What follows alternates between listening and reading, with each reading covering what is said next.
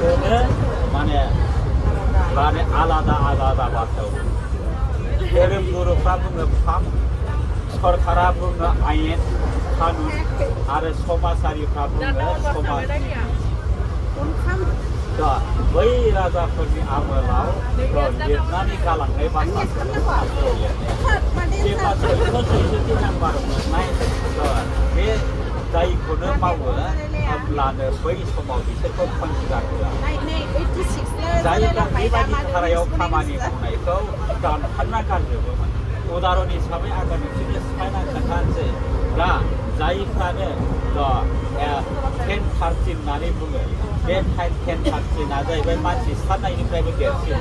आरो बे 10-13खौ सोरनाव बाहायो क्रिमिनेलफोरनाव बाहायो उग्रपन्थिफोर मिथिबाय दा माने 10-13 होननाया जाहैदों 1010 नङा होमब्ला जायफ्रा 1010 माने दा धारानि खामानि मावदों थ' बिथांमोननि दायानो बांसिन जागोन आरो बे माने 10-13 खामानि मावनाय मानसिफोरखौनो दिनै जोबथेसालियाव जोबनानै जोबथेसालियावनो बुथारनायनि कानुन बानायदों जेरै रन्जन दैमारिमोनखौ दा एनडिएफबिफ्रा जोबथेसालियाव बेसेबां जोबजानानै दं बिसिनि दाया बांसिन दा थ' बिनिखायनो बुंनाय जादों माने 10-13 देरसिन आरो मानसि बुथारनाय केसा जाहैबाय 144 धारा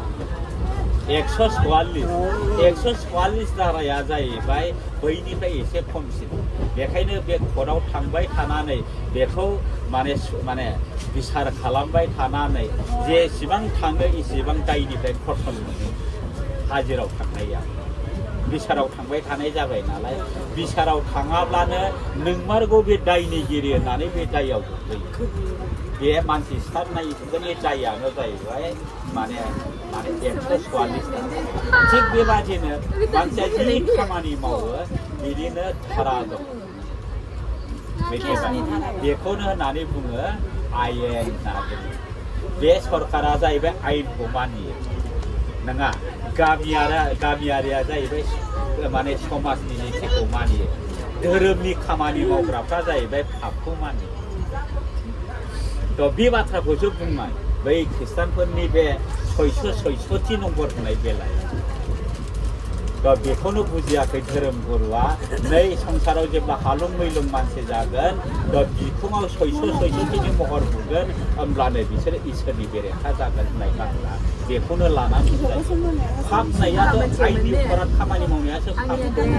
मानसि सिथारनायासो पाप थगायनायासो पाप सोरखौबा जिनाहारि खालामनायासो पाप नंगौना नङा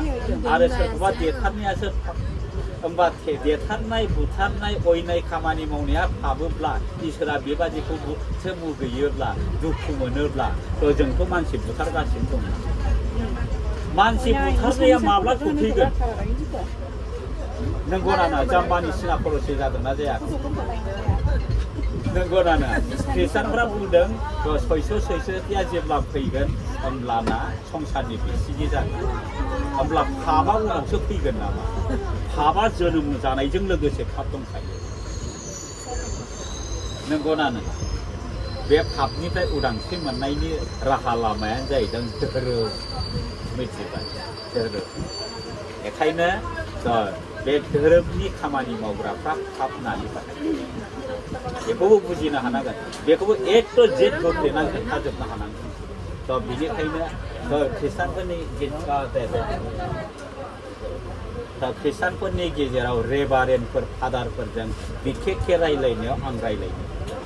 बेयाव रेभारेन्डफ्रा गावसोरनो जेनजोबदों फादारफ्रा गावसोरनो जेनजोबदों थ' बे थांखिनि उद्देश्यआ मा बिथांमोना मिथिनानै नंमारगौ आदामोन नोंसोरो जि खामानि मावदों मानसिनिनो मोजां खामानि मावदों होननानै बुंनो गोनां मिथियामोनब्लाथ' 666खौनो बुंबाय थागौमोन सिगिगौमोन खृष्टानफ्रा खृष्टाननि बेलायाव 666 नम्बरनि खामानिसोलै बे होनबाय नालाय गिबाय बेस्राफोर दा मिथिबाय नालाय खृष्टानफ्राबो मावनो हमबाय दा बेबायदि बेनिखायनो बिखेखे संसाराव थांनानै थानोब्ला मानसिया गियान जानांगौ गियान जायनाव गियान दं लामा दं जायनाव गियान गैया रागा आरो रागायानो संसाराव जोबखानाय बेनिखायनो गियाना जाहैबाय मा होनना बुंगोन गियाननि फुंखा रागाया जाहैबाय मानसिनि जोबस्रांनायनि लामा आरो बे गियानखौनो सोलोंनो थाखाय स्कुल बानायनाय जादों बे गियानखौ माने रोंनो थाखायनो माने बिभाग बाय बिभाग डिपार्टमेन्ट बानायदों एग्रिकालसारनो फिल'सफि गुबुन मिथिबाय बाय'लजिनो टेक्न'लजि बेबायदि बानायदों दा जों जाम्बाफ्राथ' बाय'लजि होनबा मिथिलालाय एग्रिकालसार होनबाथ' मिथिलालाय जोंना खेथियक होनबा मिथियो नंगौना नङा खेथि मावनाय नङा होमब्ला बे जाहैबाय जाम्बाफोरनि राव सरकारा दाना मा बुंदों एग्रिकालसार होनना बुंदों बे बाथ्रा फंसेयानो बेलेग बेलेग जोंनावबो आलु होनो दस्रा जोंनि बे भारत देशआवनो आलु होनना बाहाया पटेट' होनना बुङो बिदिनो बे पटेट' होनग्राजों आलु होनग्राजोंनो थरख' जालायना बुलायलायो दाना बाथ्राया मोनसेयानो मा आलुखौलाय पटेट' बुंनो थांसै दाना नोङो मा ओंख्रि जानो आलु होनना बुंबाय बेनिफ्राय दाना आलुखौसो मिथिगौ नालाय बियो आलु दालि फान्थाव जादों होनना बुंदों आरो दाना बैबो बुंबाय दाना गावसोर जेखौ रोंगौ नालाय माने पटेट' होनना बुंबाय दाना बिदिनो गावसोरनि नामखौ बुङो दाना हाब नोङा जाम्बा बे आलु नोङा पटेट'सो होनना थरख' जालायबाय आरो बेबादियाव बुलायलायनाय जानोसै दाना बुस्थुखौ लाबोलायबाय आलुखौबो लाबोबाय फान्थावखौबो लाबोबाय जादों दाना नुबाय माने बेखौ गुबुन रावाव आलु होनो बेखौ गुबुन सोरबा सोरबा मानसिया पटेट' होनो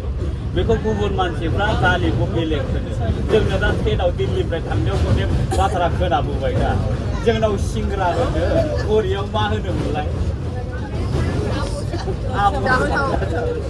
बेलायथो ओमफ्राय बे गुर लाबोनाया मा नाम मोनलाय बेलायथो गोसोआव गैला बेयावनो थरख' जालायना बुलायलायदों दा मानो होनबा नोङो बिमा जोनोम होनायनिफ्राय बेखौसो बुंबोबाय नालाय बाथ्राया फंसेयानो बुस्थुआ मोनसेयानो ओमफ्राय बे ओंखाम बिमायालाय सावो मा ओंखामखौलाय मानो सावो बेथ' माइरंसो सावो जोंनावथ' माइरं होननायसो जायो सावल होननाया অসমীয়াও চাউল होनबाय नालाय ना হয় না নহয় এতিয়া আমাৰ নৰ্থ ইষ্টৰ মানুহবিলাকে ধানৰ পৰা ওলোৱাটো চাউল কয় হয় না নহয় আৰু চাউলটো সিজোৱাটো ভাত বুলিয়ে কয় হয় না নহয় আমাৰ সিফালৰ মানুহটো ভাত বুলিয়ে কয় এই আমাৰ পশ্চিমৰ প্ৰদেশৰ মানুহবিলাকে ভাতটো নকয় কিটো ভাত বুলি কয় চাউলকে কয় তেওঁবিলাকে তেনেকে বোলে আগৰ যুগত কি হৈছে এজন ফৌজী বোলে আমাৰ সিফালৰ ফৌজী হয় আৰু সেই পশ্চিমৰ ফৌজী হয় তো সিহঁতক বোলে এটা কেণ্টিঙত মানে এতিয়া ভাত খাবলৈ পঠালে বোলে তো সেই কেণ্টিঙত থকা মানুহ বোলে এতিয়া সুধিলে তো आप लोग চাউল খাইগা না ৰুটি খাইগা তেনেকে ক'লে বোলে আমাৰ অসমৰ মানুহে ভাবিলে বোলে চালা বুৰ্বক চাউলটো খাই নেকি ভাতহে খায় আৰু ৰুটিটোতো নাখায় হয় না নহয় কিয় ৰুটিটো খাম ৰুটিটোতো নাখায় এতিয়া চাউলতো নাখায় হয় না নহয় সেই বোলে ভোকতে থাকিবলগীয়া হয় সেইফালে চাউল যে ভাত হয় সি নাজানে তেনেকৈ হৈছে বোলে আকৌ এতিয়া আমি তেনেকৈ ঠকৰ খাই থাকোঁ আমি এতিয়া দিল্লীত গৈছিলোঁ তো দিল্লীত চব চাউল বুলিয়ে কয় আমাৰ সিফালৰ মানুহটো নাজানে ভাত বুলিয়ে কয় আমি ভাত বুলিয়ে ক'লে সিহঁতে চায় মুখত আৰু আমি সিহঁতৰ পৰা চাউল বুলিয়ে ক'লে কি কোৱা হৈছে বুলি কৈ মুখত চাওঁ তেনেকুৱাকৈ ঠকৰ খাই আহিলে এতিয়া বুজি পোৱাটোতো বুজি পাই বাৰু